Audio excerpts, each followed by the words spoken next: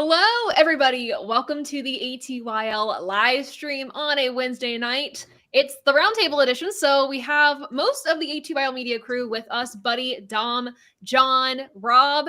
Welcome back, Rob, by the way, and Sal joining us tonight to talk all things racing, Formula One, short track, some of the modified stuff as well, and of course, NASCAR tonight on the show. Good to see you all rolling in, and I guess we'll start off on kind of our bread and butter here, which is NASCAR. So Dom and I were at the track this weekend. Buddy, you were as well.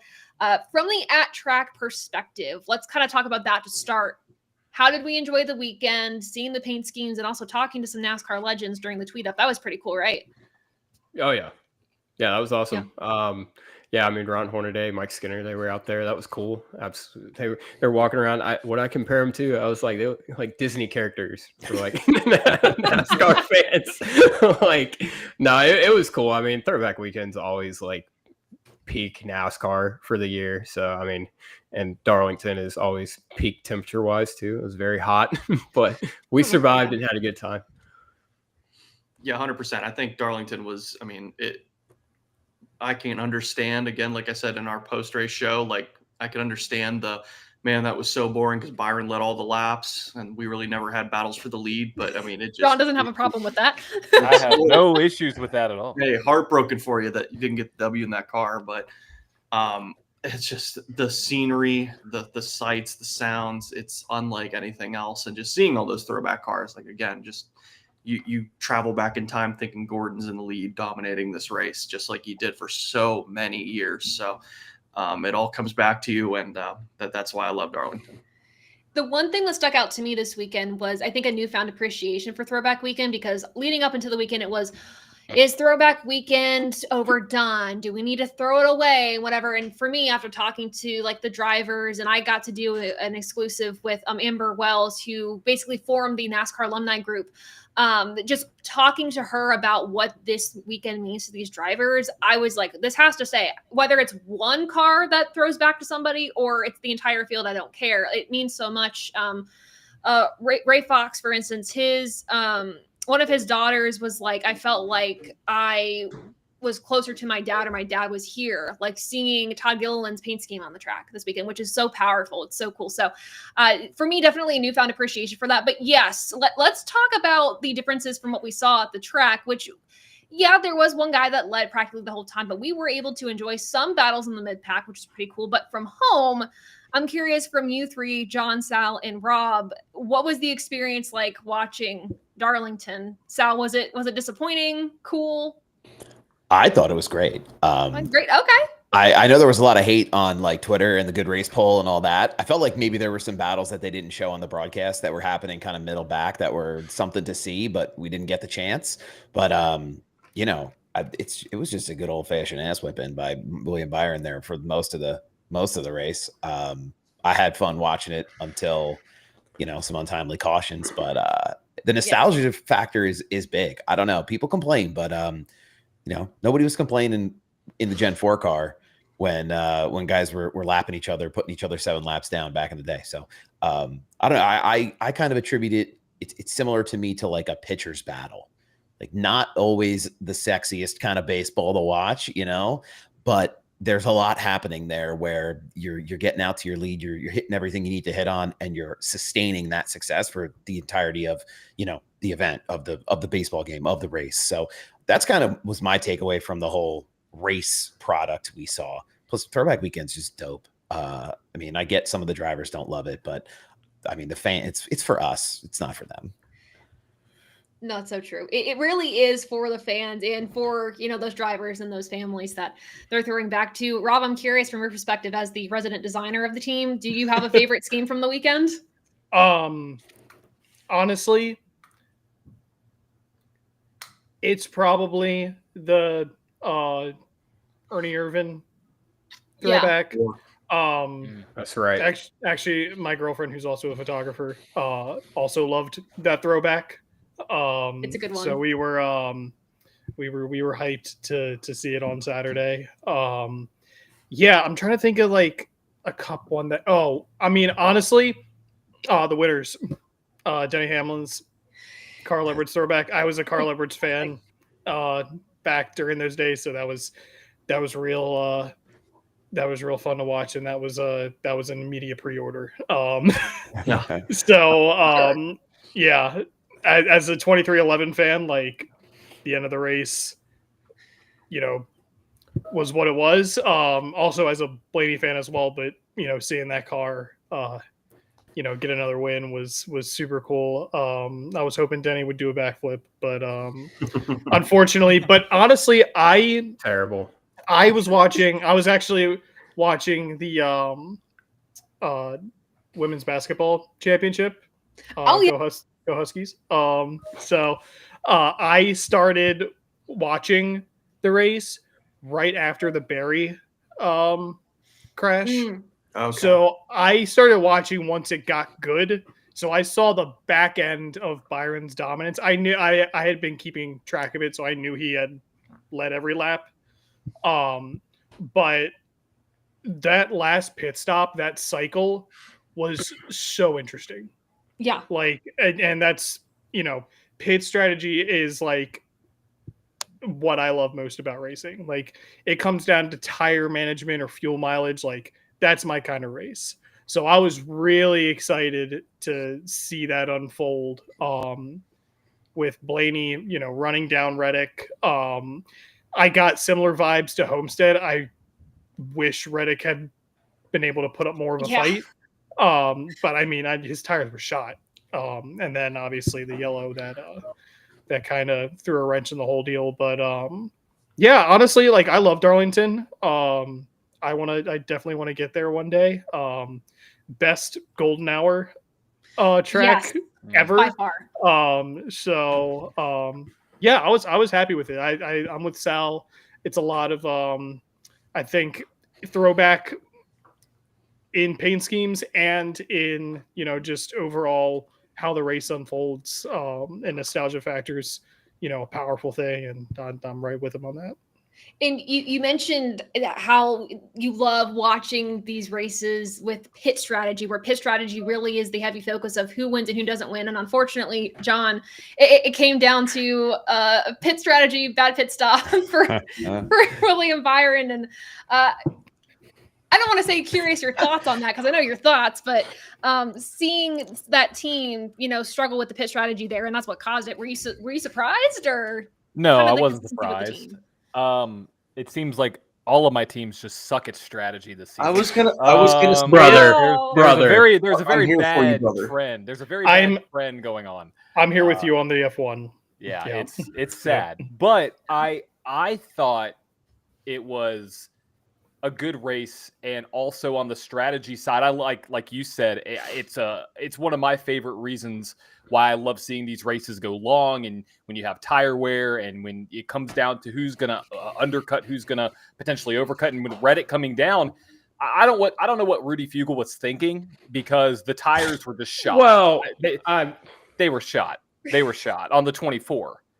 Because when you stay out even a lap or two, you're going to have that gap naturally. And so personally, if it were me, I would have been like, as soon as I saw the guys behind me coming down, I would have pit immediately, because I know I was going to be a little bit at risk. And this comes from watching it for so long, and even on iRacing, the same thing happens. If you stay out too long on a cycle, and the drivers that you're racing around that are a couple seconds, within a couple seconds of you, even if it's 5-6, they can, pull an undercut and pass you. So that was sad. But other than that, I thought it was a great race. I loved it. I love seeing these races with the strategy. But yeah, it's painful as a Ferrari fan and a William Byron fan. I went to my safe place this weekend, so which is my rig. So yeah, but it was good. Yeah, I will say, if nobody in the chat has been to Darlington yet, it is truly one of my favorite tracks on the schedule. Like Rob said, it's very picturesque. The golden hour there is incredible. The racing there is incredible, and I truly do believe, and I said this in the episode of Above the Yellow Line that Dom and I did at the track, it should be the race before we hit the playoffs. It is where a driver can truly earn their spot without gimmicks and whatnot that Daytona sometimes has. It's where a driver can truly earn their spot into the playoffs or make a statement going into the playoffs. It is a phenomenal track, venue-wise. Also, the parking lot is right next to the media center, and that's fantastic for us in the media. So I will say that's a big win. But it's truly phenomenal. So we'll close it out with Darlington there. I want to get into John. Sorry to pull out some trauma again for you, but let's get into Formula to go to One. therapy after this. Okay. Yeah, let's do it. Just bring it on. Come on. Yeah. So Formula One this weekend, this past weekend, the Japanese Grand Prix. Takeaways from that and things we should be looking forward to going into the next event. What were some of the storylines you noticed? Yeah. So I guess a couple big things. One, Kimi Antonelli is a talent. Became the youngest driver to lead a race. He is very fast in that in the Mercedes. And another thing that I paid attention to this weekend, I thought both the Formula One race in Japan and Darlington had similar feels to it. It was not a lot of tire degradation, not a lot of tire wear. A lot of drivers were not a lot of passing, essentially. So people were in the same positions. But what I enjoyed, I just made a video on it. I need to post it. But I enjoyed seeing the battle between Max and the two McLarens and how Max had to be perfect. Because I believe McLaren has the better car. I believe right now they have the better car. And Max proved why he is one of the best. And Lando Norris in post-race interviews talked about how you had to basically push every lap and the tires weren't falling off as much as they thought they would. And people were even saying that they could even go the full race on a set of tires. Obviously, you have to come down and change compounds. But I thought it was, while it wasn't as exciting per se, it showed a lot with what the field can bring and how close the field can be when you look at it from a track that doesn't have a lot of DRS zones. It only has one.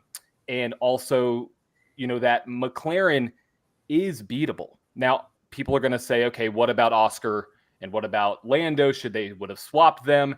My argument against that is, okay, now Lando is still in the lead of the championship by 1 point. If they would have swapped, Oscar would have lost, or Lando would have lost that lead, and Max would be overtaking the Drivers' Championship. I thought it was a good race. I like seeing the long runs. I like seeing the tires. And then Bahrain is going to be a complete flip. Hot, slick, multiple DRS zones. It's going to be windy, and it's going to be a complete 180 from Japan. And so if you haven't watched the Formula One race of season one, it's going to be at a normal time.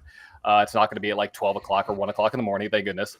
But I think it's going to be really great. I think it's going to be a really good race because also these teams have testing from the preseason. So we have a little bit. Oh no, is my camera frozen? Big time. And that's cute.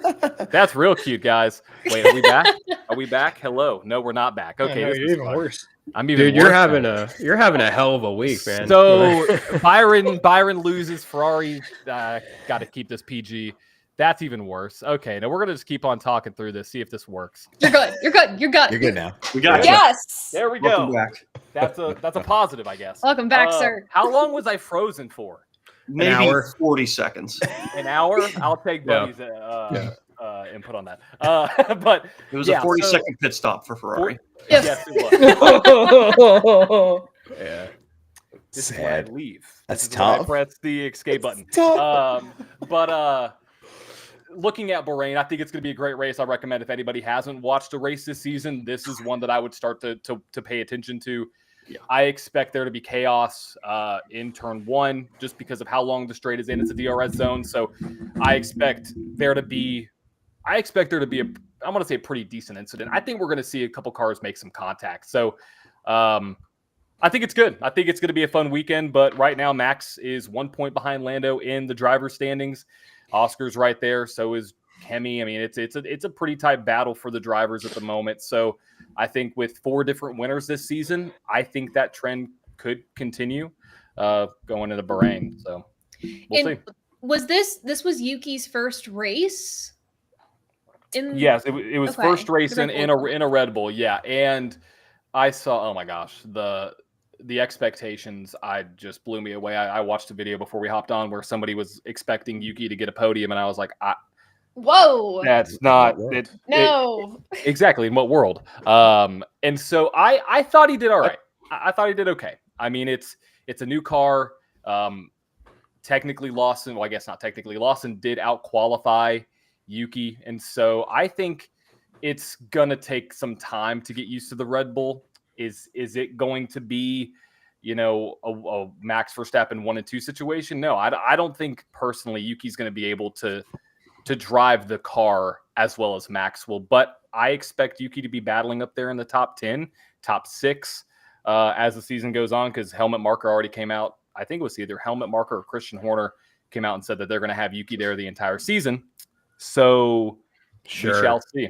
I was going to say sure. I need to put a big asterisk by that, because you don't know who's going to be in there. So, but he did what I thought he would probably do and finish in 12th. So, or was it 12th? No. Yeah, it was 12th. So solid. I think a solid day for Yuki. Any other remarks about the Formula One race before we move on? Japan has great food. That's all I have. This is true. World class analysis. Yeah. Thank you. I will say, thank you for last week's race. It took a world champion's lap to outqualify McLaren, and that's exactly what Max Verstappen did, and that's why he's one of the greatest of all time. And it's because he is a lot like Michael and Ayrton, in that give him a race car and he'll get more than everything out of it. I feel like Lewis can do it. I mean, we saw what he did with McLaren and some of the right after the World Championship, a couple of those down years battling Red Bull and Ferrari. But I mean, the Mercedes he was driving for so long was just astronomically better than everyone else.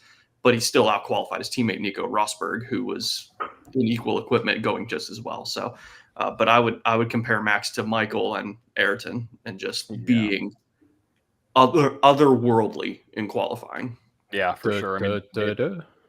Max Verstappen. There it is. Yeah. Did you see the interview they did with his dad after, where he was like racing jumpy cars in rallycross? And the first thing they asked him when he got out of the car was where Max finished. He was running some kind of like there was a great, what's his name? Yost Verstappen. First of all, those people have like zero emotion. I don't know. He was like just steel, cold steel piercing through the camera. But that was a fun one. I don't know. I stayed up to watch it. I don't know. I'm not an F1 guy, really. I'm trying to be cultured, and learn the sophisticated motorsport. I appreciate the hand gestures. You're already halfway there. I feel like that's part of the whole thing with F1. I don't know, but I hope that they get a little more, for the casual fan like me who has no horse in the race. I hope that I get a little more entertainment value out of Bahrain. Oh, you will, for sure. And I want to touch on Dom's statement really quick. Anybody can drive a fast car. Very few can drive a car fast, and Max 100% did that. I was shocked, to say the least, Dom, when he went on pole, because that really monster lap. Yeah, it was a monster lap. Yeah. That's just over and over in Buddy's head right now. Now it's in my head. Yeah, it's stuck in my head. It's true. Now you're all welcome. Everyone in the chat, you're all welcome. Meanwhile, my contribution. Me and John are here. In the arms freaking crying. Hello, darkness, my old friend. That's more accurate, I feel, for sure. Oh my gosh. Well, before we cry too much, let's all be happy, because Happy Hour Racing is fantastic, and they're partnered with us. Good. Nice thank you. I felt like that was a pretty good one.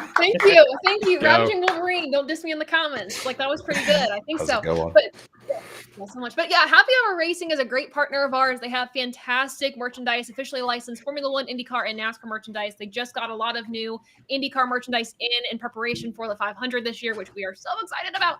But make sure to use the promo code ATYL2025 to get $5 off your first order and to get one month subscription box for free. They have 3 different subscription boxes. You can pick whichever one you want that suits your fancy, whether it's random merchandise like keychain, maybe a coffee mug, whatever that is, to a race-winning t-shirt, to hats. They have so much to offer. So make sure to go to happyhourracing.com/ATYL and use the promo code ATYL2025.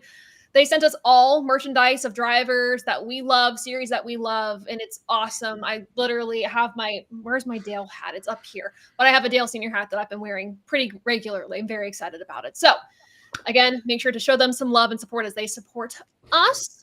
That said, though, let's talk about some short track stuff. So there's a lot going on and a lot of changes, I think, to the short track schedule the past few weeks because of rain and weather. I will tell you, with Racing America, the series that we cover, these schedule changes have been a nightmare because it feels like Mother Nature does not want to let these short tracks race, and that's okay. It's fine. Hopefully, we will get it all figured out. But the Cars Tour was just at Wake County, and then they're heading to Cordele this weekend. Cordele, how do you pronounce it? Cordele. Cordele, cool. That's what I put. It's Cordele. I learned that yesterday. Oh, great. So yeah, I'm glad I got that down before I head down to wherever in Georgia Cordele is. I'll find out on Saturday. But yeah, no, Dale Jr.'s racing, so obviously that's going to bring people out in droves. He's driving the Bass Pro Shops car, so wear your white and orange, everybody. But yeah, no, I mean, it should be a good race. To my knowledge, the Cars Tour hasn't been to Cordele before, at least in a while. Not since I've been covering the series. So it'll be fun, something new. Wake County was really fun. We saw Mini Tyrell go back to victory lane first time in like almost 4 years. Wow. So good to see him get back. Yeah, I don't know, Dale Jr. That's going to be the word of the weekend. That hot shoe Ralph is going to be something. Yeah. His name's Ralph when he races. And we're trying to get that. I like that though.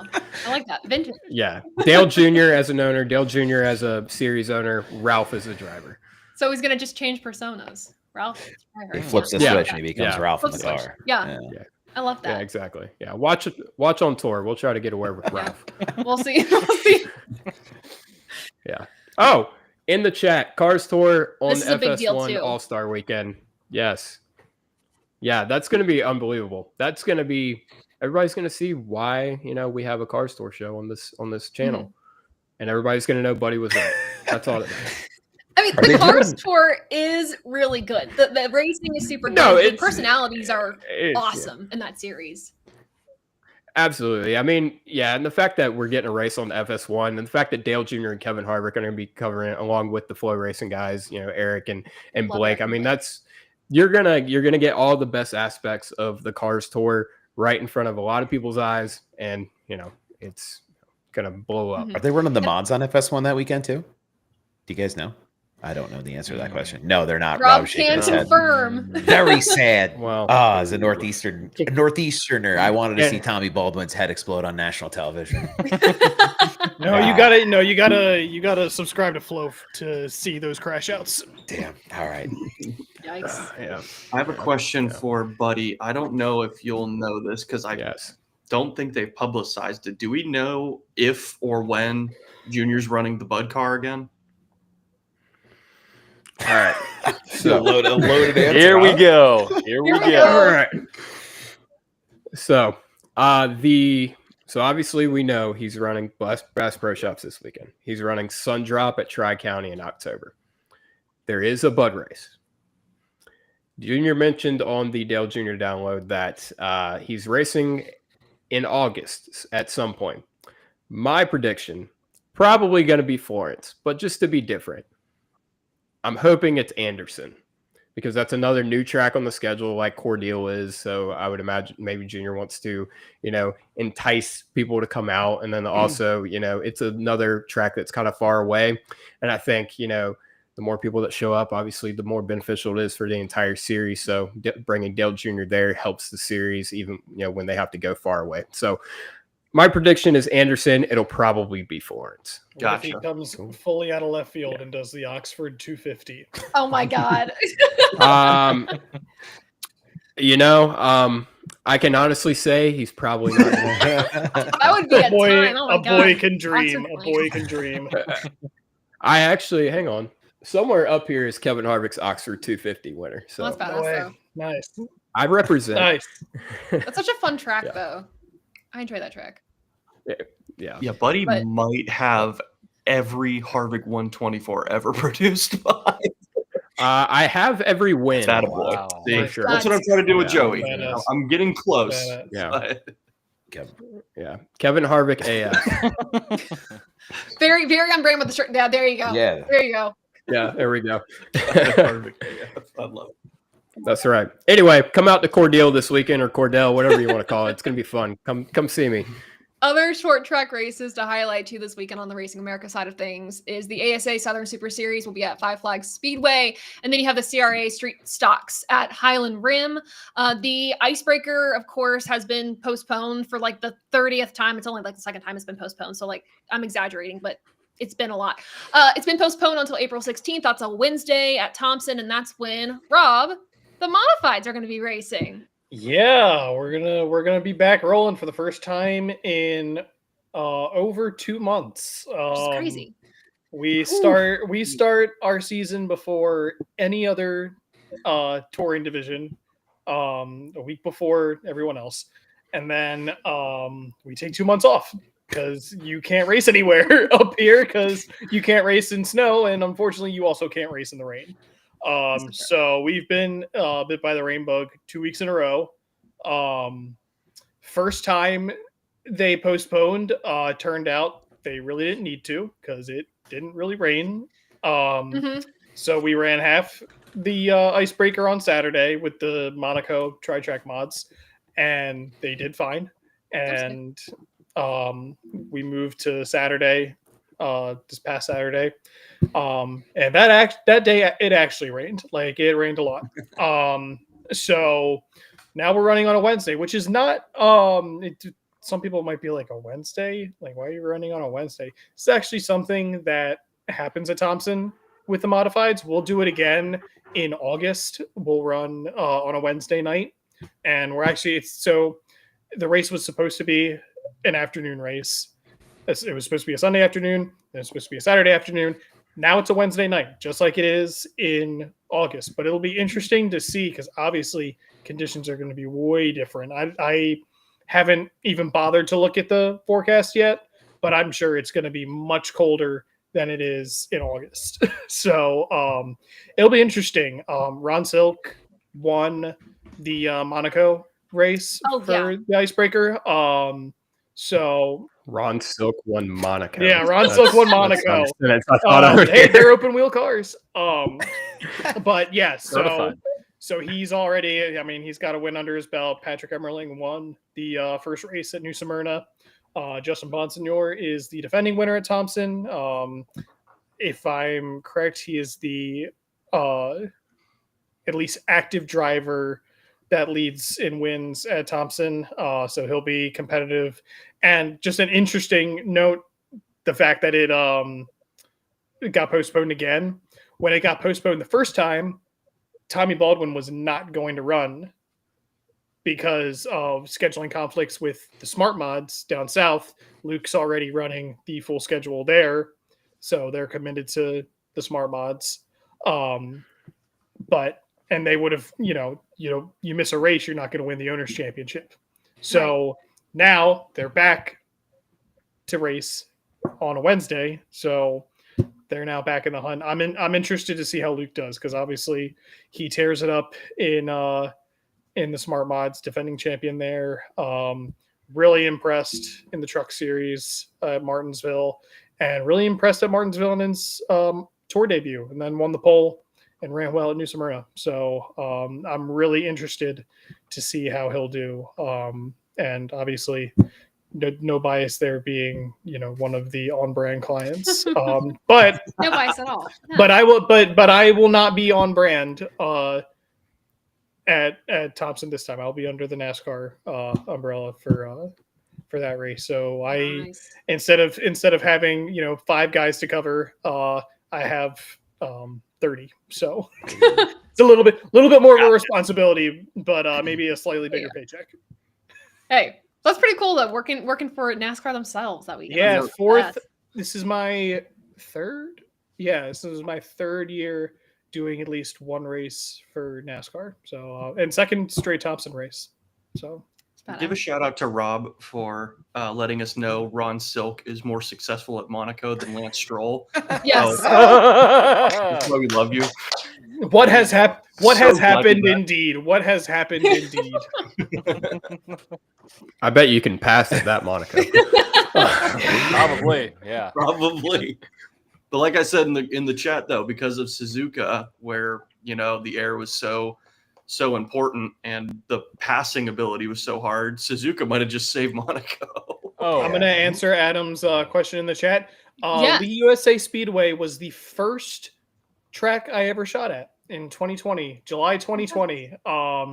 And for 2 straight years, when the modified tour raced there, I designed the logo for those races. So, yes, I've been to Lee. It's actually one of my favorite in New Hampshire. I didn't get to go there last year, which is a bummer. But maybe this year. I don't know. Sorry, I was typing in the chat. There we go. I left some for you guys in the chat. But yeah, Thompson should be really good. I am excited for that across the board. Obviously for the icebreaker, and then seeing the mods race would be really cool. So check out all the short track stuff. Obviously, I'm a little biased to promoting Racing America stuff. So make sure to check all that out and all the short track stuff that they've got going on there. We also have a lot of good content on the Racing America 24/7 channel, by the way. It's literally free on Roku. So check that out too. But also, check out our content. All that said, anything else we want to talk about before we kind of get into Bristol? Maybe some NASCAR topics that the fans in the comments want to talk about. Anything that we might be missing that's going on in the motorsports world before I kind of preview what's to come on our platform? We talking about lawsuits? Yes, buddy. Yes. I wasn't Why going to not? say it. So Head first. Hey, into the look, shallow Okay, end. okay, All right, okay, fine, fine. Let's be. Hold on. Let's be clear. I don't. I know at least I've made many passes through a bar, but I don't think any of us here have passed the bar. This So is we're true. maybe not the people that you should be. So hearing from. yeah, the news is out. Taylor has not paid me in 8 months. So that's why I wasn't here for That's the real 2 or lawsuit. 3 There for you This is two the or real 3 lawsuit, months. guys. I was on strike. It was a holdout. Yeah, and I Contract still haven't negotiations seen are rough around here. haven't seen that paycheck, and I am he's I am making a suing. public announcement Yeah, right now. I'm suing Taylor for damages. Man, okay. Wow. The grand All total right. of $202.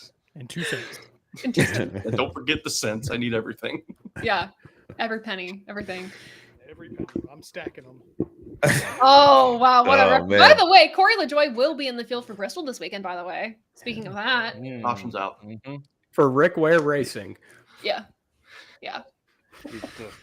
So, There's Fun some fact? notable entries in Bristol this weekend though. well, You guys- Jesse is there Love making his anybody- debut. Yeah, there's some Yeah. good Oh, there's yeah, some good that's stuff right. going on at Bristol. Yeah, Another obviously. triple dipper for Larson. That's the next one. Yeah. That's true. He really doesn't want Kyle Busch to be the only one to have done He's that. trying. No. He's really pushing to be on that level with him. You better hope Corey Heim has electrical issues again. Yeah, right. Yeah. My goodness. Yeah, that'll be exciting to see if Kyle can get the sweep. Trying to prove that he's the better Kyle, I guess, at this point. I don't know. The Battle of the Kyles. I just always go back to No, that 2013 race, that 2013 nationwide race. Yeah. Those two. Yeah. Yep. The old 32 Cottonelle Chevy. He had some good cars that year. Turner always had good looking Yeah. cars, but No doubt. What do you guys think about Big Dog Cletus McFarland running in the ARCA series? I've talked about him a lot in my short form stuff lately.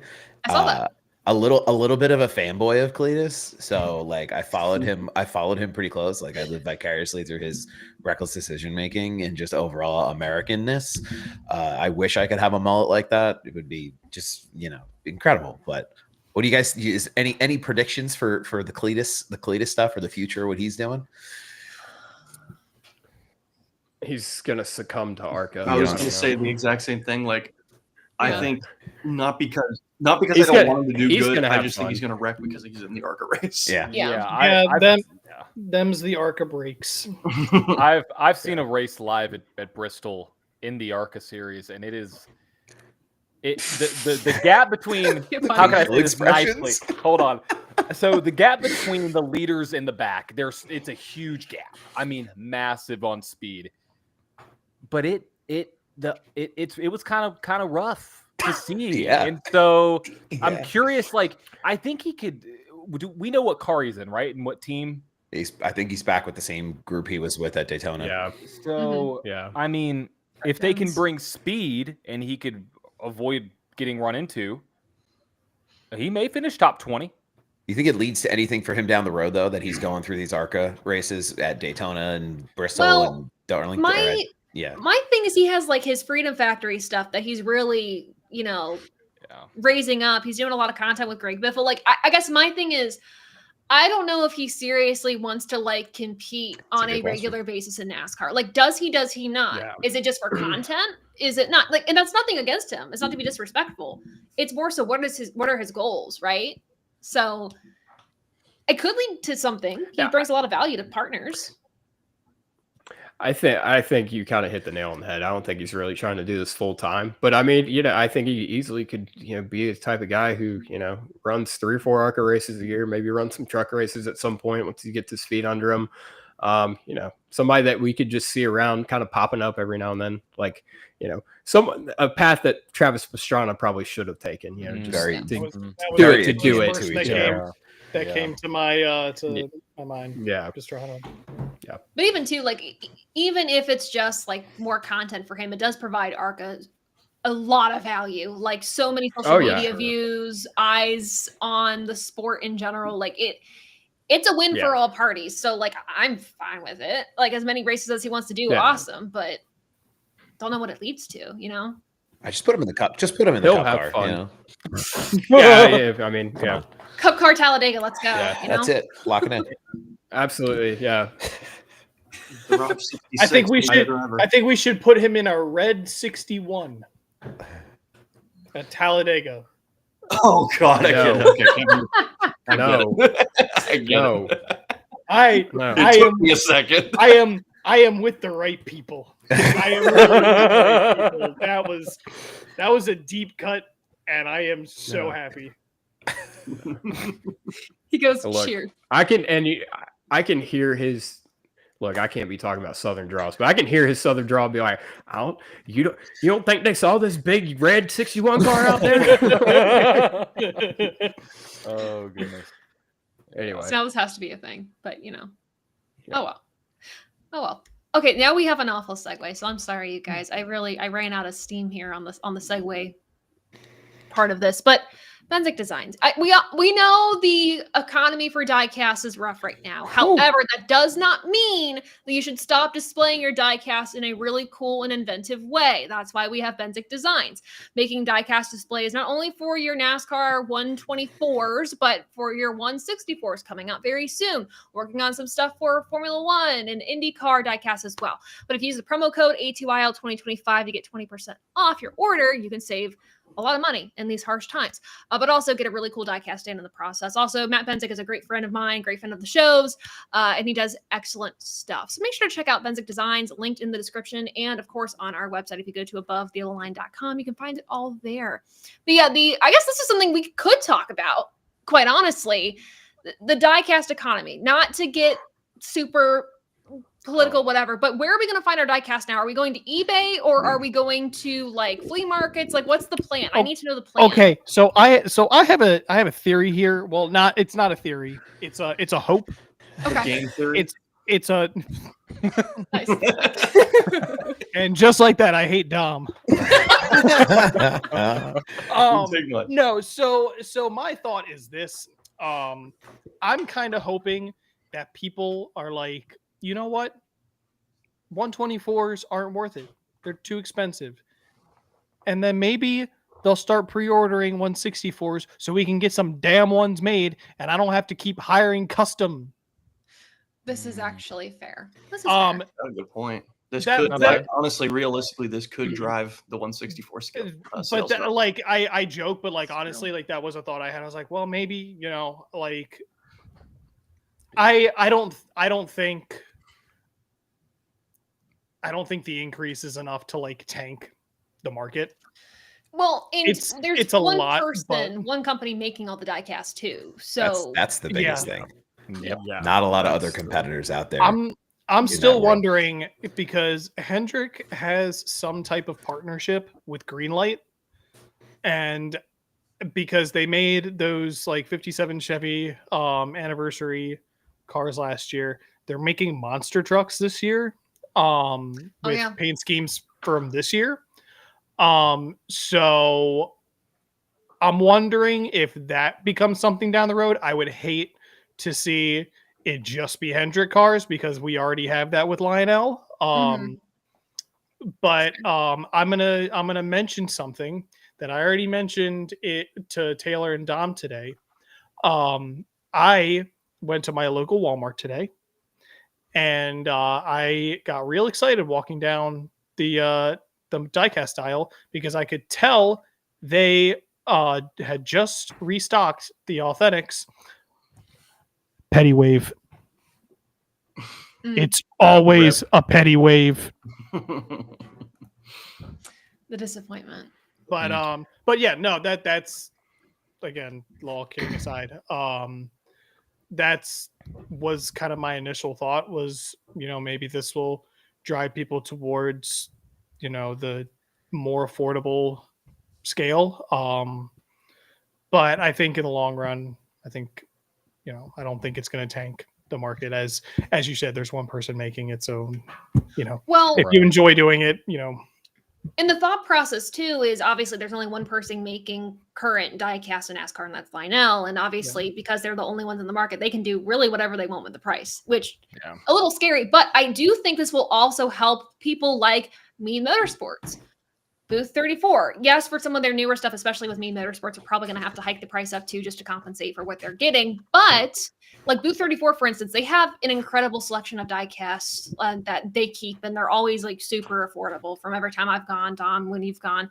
So I think this will help them too. And also, the guys there are just super cool. They're really nice. It's important to keep places like that open too. I mean, is. Sal, I'm sure you've been to Jack's. Scott's Collectibles too, by the way. That's another one. But it's just there's nothing like going to those places. Actually, I think I'm about to try and sell a big portion of my 124 collection to Jack's. But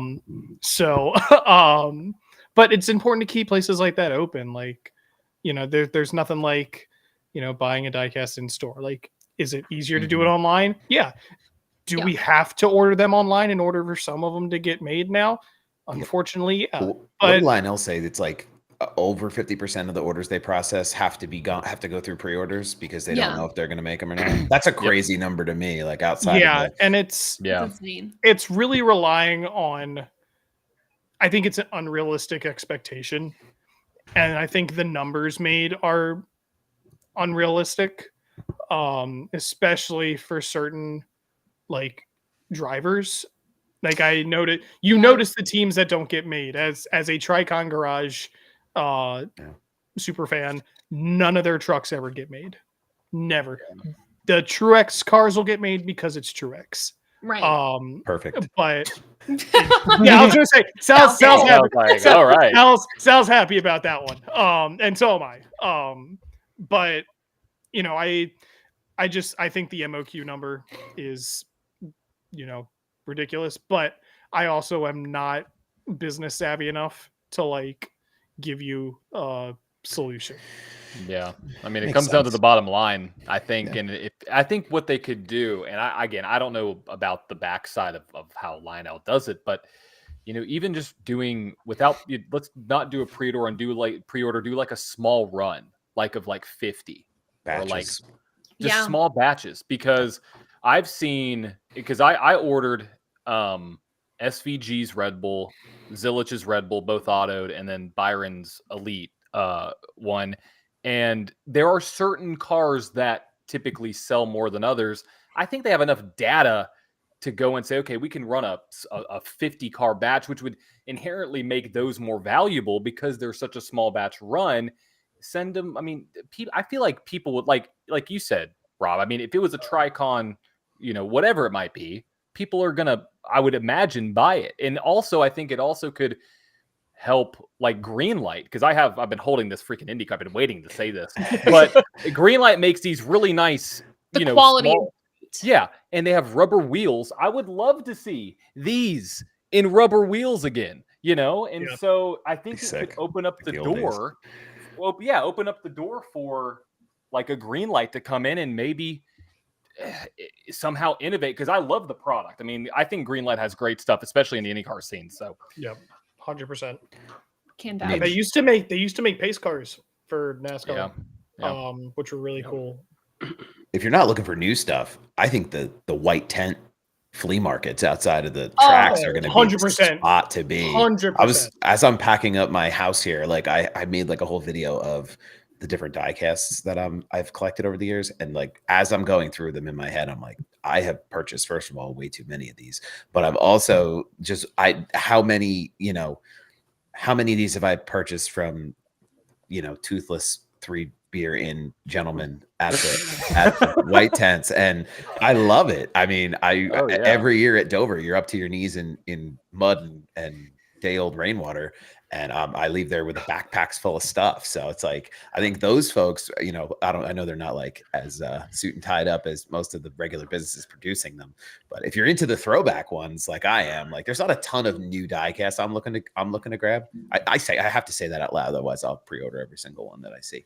But the old school schemes, like this is the time to get in on the used or the secondhand market for sure. Yeah, for and sure. Bristol's a great place. I've gone to Bristol twice, and the selection at Bristol It's is great. wild, because it's not like just a tent on the side of the road. No. It's a whole damn road.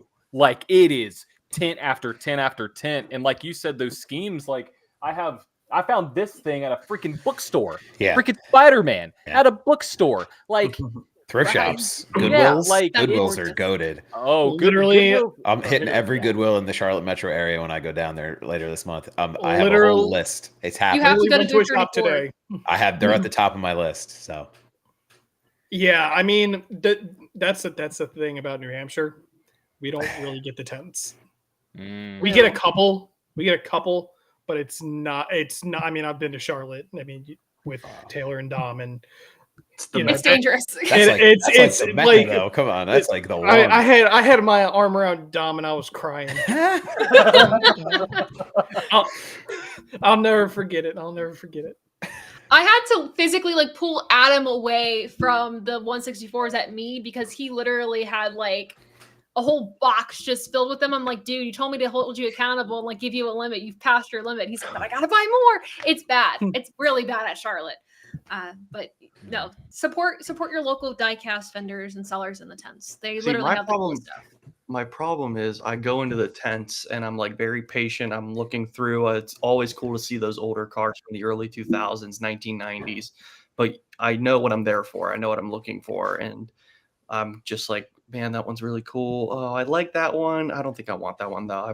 I don't have the space. And then you see the first of many cars you're looking for. And then I wake up at the truck race. So Yep. suddenly I'm getting a phone call from Bank of America. Hey, did you just spend $670? I think Dom has a good rule though. Dom's world famous rule: if it didn't win a race, you don't need it. It's a good rule. Mhm. I think that is a good rule, especially for 124s. I don't follow that rule, but it's a good rule. I It's don't really follow it either. Save me. But I will say my favorite thing about the tents, my first time going in there was with some friends of mine from back home in Ohio who aren't racing fans. And the tents can give the best education on racing and how big it used to be. My favorite thing was I show them, all right, hey, this is the brand new Chase Elliott car. Production numbers about 1,200. They made 1,200 of our most popular driver's car. Here's Dale Jr. from the year he moved to Amp Energy, and production number says 150,000. Yeah. Like, that's how big of a deal this was. It's just like, we will never see these numbers again. Like, that's how big it was. And I mean, obviously now, they're everywhere, the Dale Jr. cars, but like back then, like that was the hot ticket item and everyone bought them. So it's just crazy to see how the numbers have changed. Like, the Gordon, I have a Gordon 2008 here. Just the standard cord in 2008. I think they made 30,000 of them. Yeah. It's just insanity Yeah, how much those it's stores changed. were insane. Yeah. Well, it's what made DIN. Is it DIN or just DIN? Yeah. Yeah. Either or. The DIN number. That's what made the DIN number so special because there's so many. Right. It's like if you had anything under 1,000, like that's sweet. Or if you had the driver's number, like 00. Yeah, that too. 24. Yeah. Yeah. I got one of those.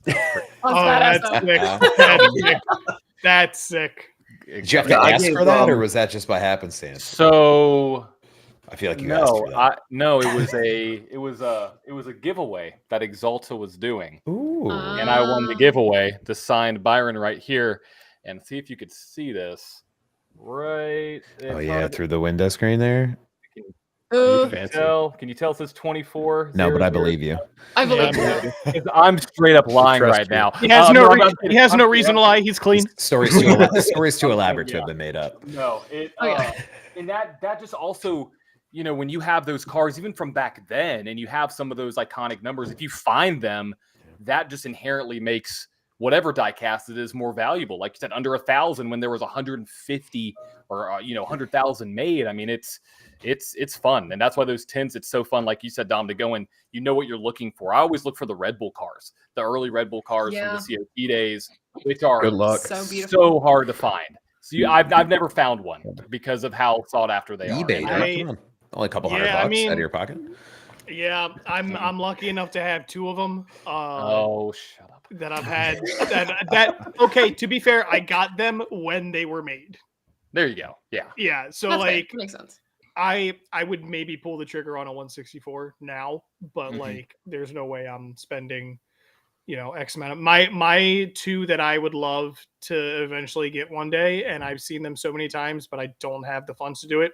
Is Harvick's 2 Coke 600 wins, because I was there for those 2 wins. I'm looking at them right now. Really nice. Ah, you suck! I hate it. I hate Really it. nice. Got that one.